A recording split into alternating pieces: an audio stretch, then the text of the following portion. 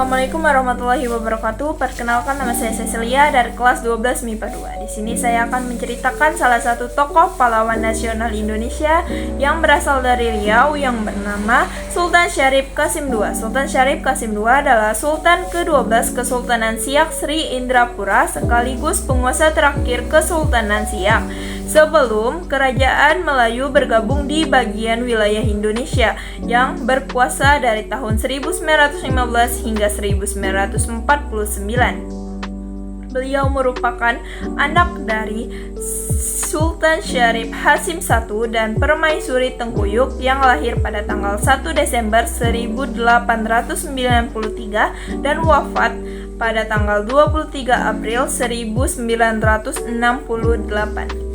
Sultan Syarif Qasim II dikenal sebagai seorang pemimpin yang memiliki visi modern dan nasionalis. Selama masa pemerintahannya, ia mendukung pendidikan dan kesejahteraan rakyatnya, bermula dari ketika berita proklamasi kemerdekaan Indonesia sampai ke Siak. Sultan Syarif Qasim II segera mengirim surat kepada Soekarno-Hatta untuk menyatakan kesetiaan dan dukungannya terhadap pemerintahan Republik Indonesia, serta menyerahkan harta senilai 13 juta gulden atau yang setara dengan 1,47 triliun rupiah. Tindak lanjut berikutnya, Sultan Syarif Qasim II membentuk Komite Nasional Indonesia di Siak, Tentara Keamanan Rakyat atau yang disingkat dengan TKR, dan Barisan Pemuda Republik. Ia juga segera mengadakan rapat umum di istana serta mengibarkan bendera merah putih dan mengajak raja-raja Sumatera Timur lainnya agar turut memihak kepada Republik. Sultan Syarif Qasim II pada saat revolusi kemerdekaan pecah, Sultan aktif mensuplai bahan makanan untuk para laskar. Ia juga kembali menyerahkan 30% harta kekayaan berupa emas kepada Presiden Soekarno di Yogyakarta bagi kepentingan perjuangan. Ketika Van Mook, Gubernur Jenderal de Vanjo Hindia Belanda mengangkatnya sebagai Sultan Boneka Belanda, Sultan Syarif Qasim II tentu saja menolak. Ia tetap memilih bergabung dengan pemerintah Republik Indonesia. Sultan Syarif Qasim II diangkat sebagai pahlawan nasional Indonesia pada tahun 1998 sebagai pengakuan atas jasanya terhadap negara. Peninggalannya termasuk istana yang kini dikenal sebagai Istana Siak yang menjadi salah satu situs bersejarah dan objek wisata di Riau. Sekian dari saya akhiri, wabillahi taufiq wal hidayah. Wassalamualaikum warahmatullahi wabarakatuh.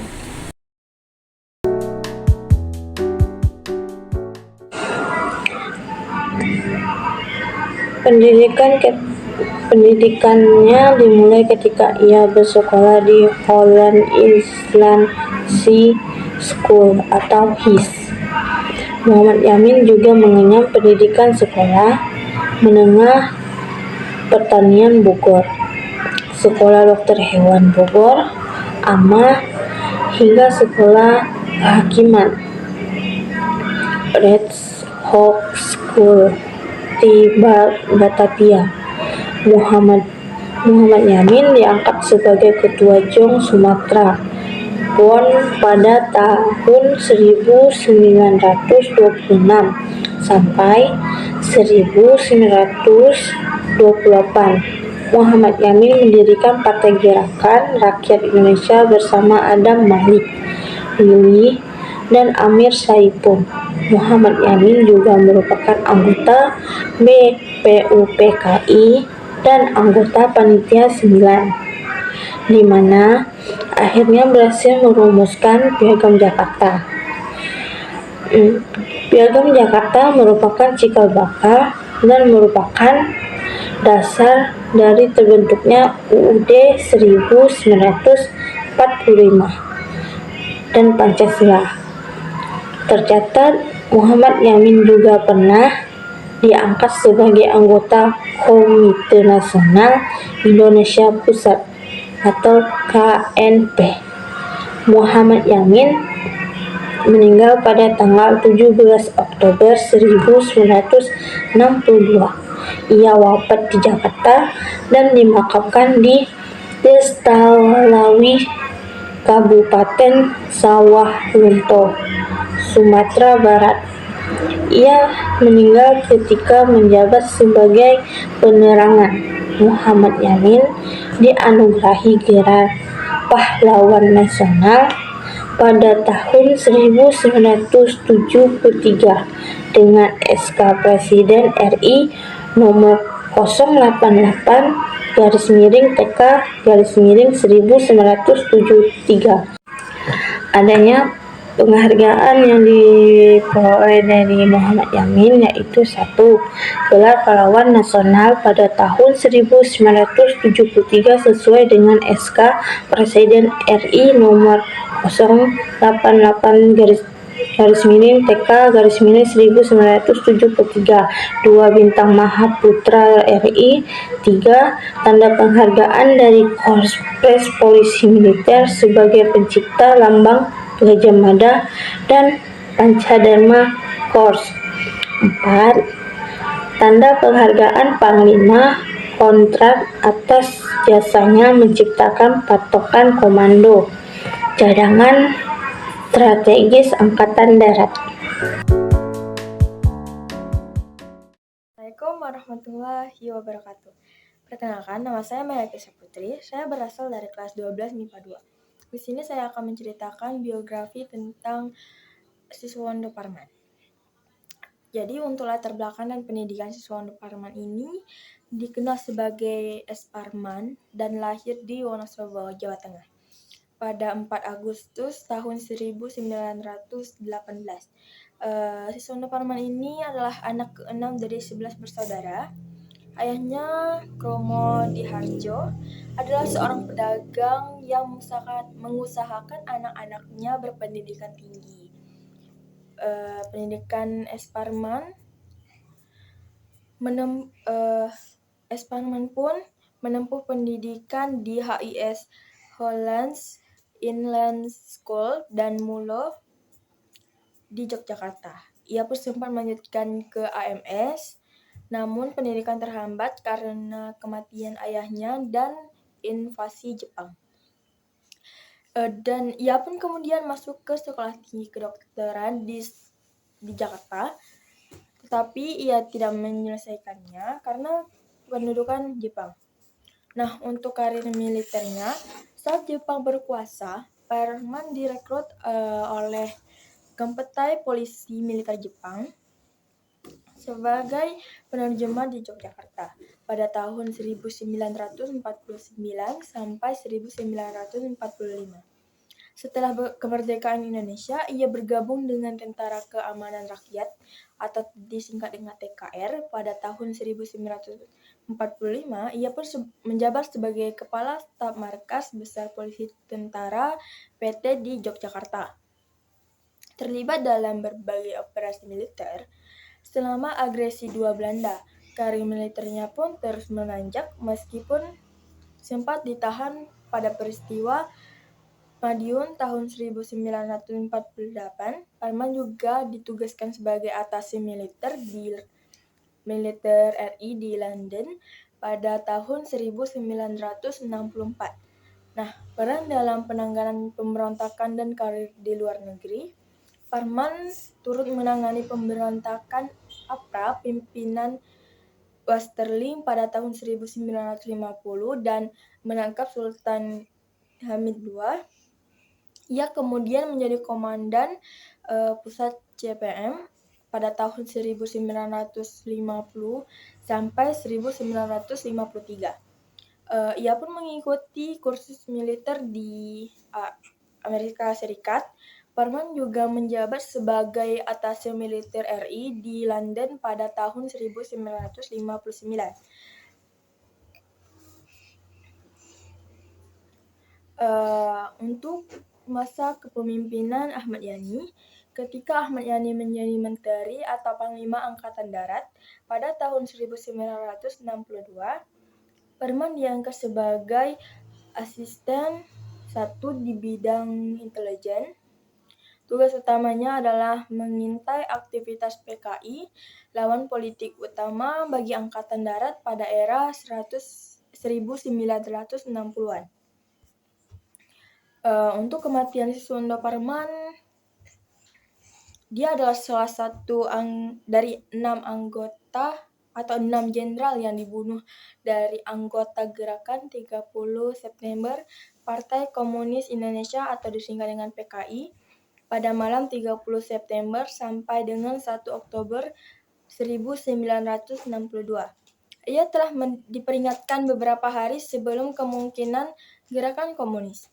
Pada malam 30 September sampai 100 Oktober, tidak ada penjaga yang mengawasi rumah Parman di Jalan Syamsurizal nomor 32. Nah, berdasarkan istri Parman, pasangan itu terbangun dari tidur mereka di sekitar pukul 4:10 pagi oleh suara sejumlah orang di samping rumah. Parman pergi untuk menyelidiki 24 pria dengan mengenakan seragam Jakrabirawa atau pengawal presiden menuju ke ruang tamu.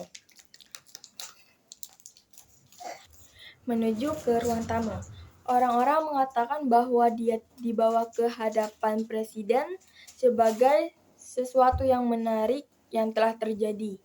Sekitar 10 orang pergi ke kamar tidur ketika Parman berpakaian. Istrinya lebih curiga dari orang-orang dan mempertanyakan apakah mereka memiliki surat otorisasi. Yang salah satu pria jawabnya memiliki surat sementara, menyadap saku dadanya. Parman pun meminta istrinya untuk menelpon apa yang terjadi pada komandannya, tetapi kabel telepon sudah diputus.